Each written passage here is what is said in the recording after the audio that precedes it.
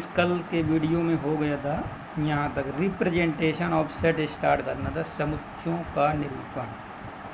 तो there are two types representation of sets. There are two types representation of set.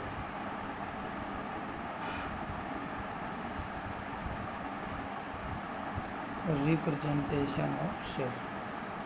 तो समुच्चयों को दो प्रकार से निरूपित किया जाता है। पहला नंबर, समुच्चय अगर हिंदी में लिखना है तो समुच्चयों को दो प्रकार से निरूपित किया जा सकता है। तो पहला नंबर आता है तालिका या रोस्टर विधि। तालिका या रोस्टर विधि, टेबुलर फॉर्म बोलते हैं इसे, टेबुलर और रोस्टर फॉर्म। टेबुलर और रोस्टर फॉर्म या मेथड। तो ये तालिका विधि क्या है ये देख लेते हैं। तालिका विधि, जैसे हम समुच्चय का ही निरूपण कर रहे हैं हम।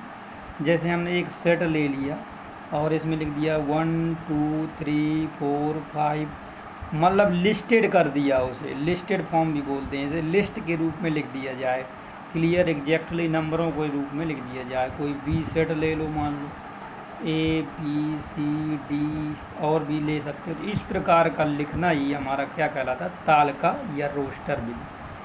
तो दूसरा हमारा क्या है, दूसरा आता है गुण विधि या समुच्चय निर्माण विधि। गुण विधि या समुच्चय निर्माण विधि। समुच्चय निर्माण विधि, गुण विधि या समुच्चय निर्माण विधि। सेट बिल्डर फॉर्म बोलते हैं, सेट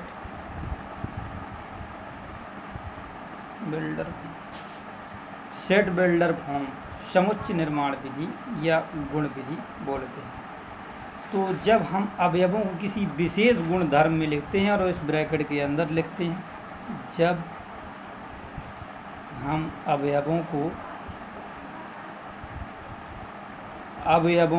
का मतलब जैसे ये नंबर हैं ABCD, ये अवयव कहलाते हैं। जब हम अवयवों को किसी विशेष गुणधर्म के रूप में मंझले ब्रैकेट, करली ब्रैकेट भी बोलते हैं, करली ब्रैकेट के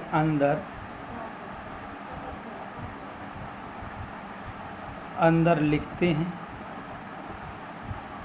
तो उसे गुण विधि कहते हैं। गुण विधि कहते हैं। एग्जाम्पल में आएगा समझ में गुण विधि। जैसे हमने कोई एक सेट ले लिया A और हमने बोला मंझले ब्रैकेट के अंदर लिख रहे हैं X। ये सेट में X अवयव हैं। ये X है क्या, सच दैट, इसको पढ़ते हैं सच दैट X एक सम संख्या है। इस प्रकार इसको अथवा करके ऐसे भी लिखा जा सकता है, अथवा करके इसे X, ये इस प्रकार से एक डंडा खिंचाया जा सकता है। इस प्रकार से X एक सम संख्या। अगर इस प्रकार से डंडा खिंचा है तब भी हम इसे सच दैट पढ़ेंगे, और ये भी सच दैट पढ़ा जाए। सच दैट मतलब इस प्रकार। तो X इस प्रकार है कि X एक सम संख्या। तो ये किसी विशेष गुण धर्म के रूप में लिखा गया है। अब इसी को मैं कहूँ तो इसको अगर लिखना चाहें, अगर इसमें लिखना है, ताल का रूप में लिखना है इसी चीज़ को, तो सम संख्या है। X क्या है, सम संख्या। तो 2 4 6 8 ... तो इस प्रकार से ये ऐसे लिस्ट के रूप में अगर लिख देंगे तो ये तालिका फॉर्म हो जाएगा। नंबरों के एग्जैक्टली नंबर रिप्रेजेंट कर देंगे। अगर इसी चीज़ को हम गुण धर्म में लिख रहे हैं, इसी को गुण बनाकर लिख रहे हैं ऐसे फॉर्म में, तो ये कहलाएगा हमारा क्या, गुण विधि कहलाएगी। तो एग्जाम्पल दूसरा और दे रहे हैं गुण विधि का।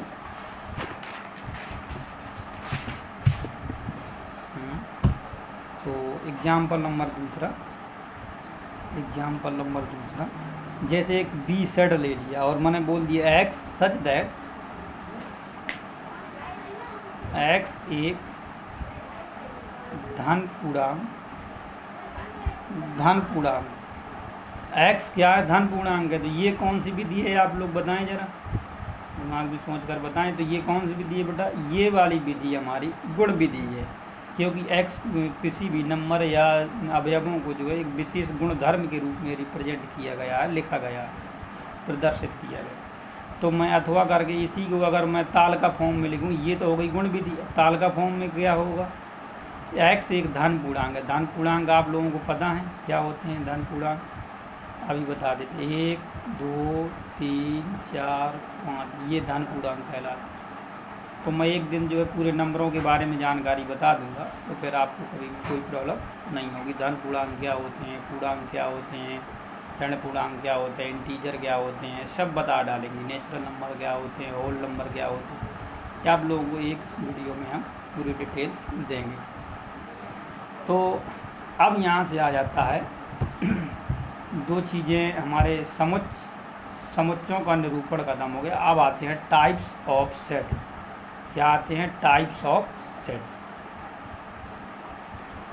Types of sets. पहला नंबर आता है रिक्त समुच्चय।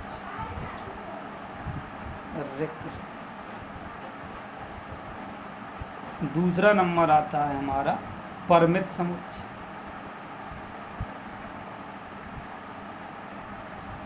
तीसरा नंबर आता है अपरिमित समुच्चय।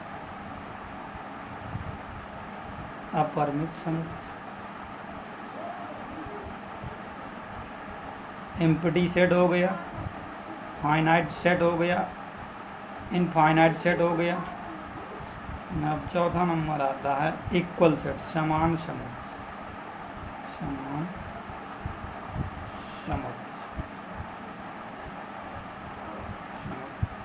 पांचवा नंबर आता है रिक्त समुच्चय। रिक्त तो हो गया ना, एकल समुच्चय।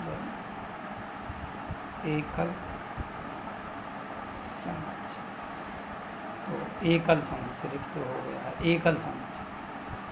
तो मैं ऐसे ही जनरल रिक्त समुच्चय क्या होता है कि ऐसा समुच्चय जिसमें एक भी अवयव ना हो। इसमें अभी अवयव लिखते थे तो एक भी अवयव ना हो, खाली पड़ा रहे, तो रिक्त समुच्चय कहलाता है। तो रिक्त समुच्चय को हम ये ब्रैकेट में कुछ नहीं भरना है, अथवा करके फाई से प्रदर्शित है। समझ में आ गया आप लोग? रिक्त समुच्चय का मतलब ऐसा समुच्चय जिसमें एक भी अवयव ना हो, एम्प्टी हो, खाली हो, उसे रिक्त समुच्चय कहते हैं।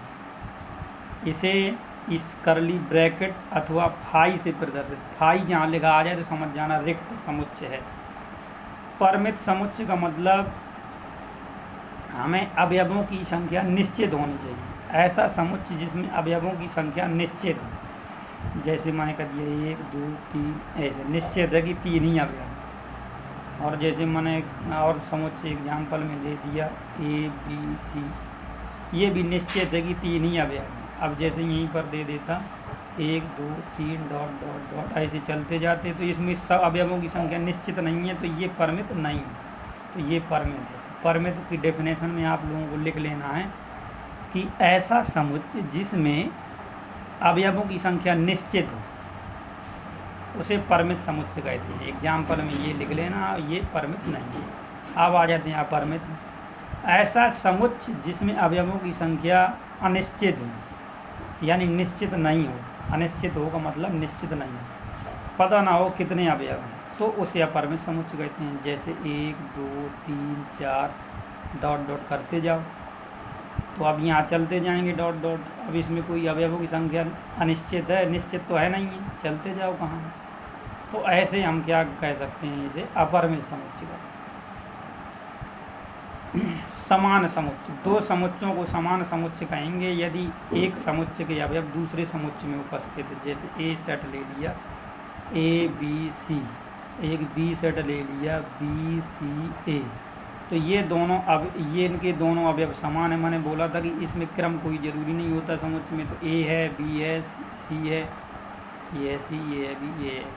तो यहाँ से आप लोगों को दिख रहा होगा कि ए बराबर बी, तो ए और बी कैसे हैं, समान समुच्चय कहलाएंगे। ये बेटा छोटी छोटी डेफिनेशन है, बहुत आसान है, आप लोग लिख सकते हैं इनको। मैं डेफिनेशन पढ़ता जाता हूँ, मैं पढ़ के बता दे रहा हूँ, आप लोगों को लिखते जाना है।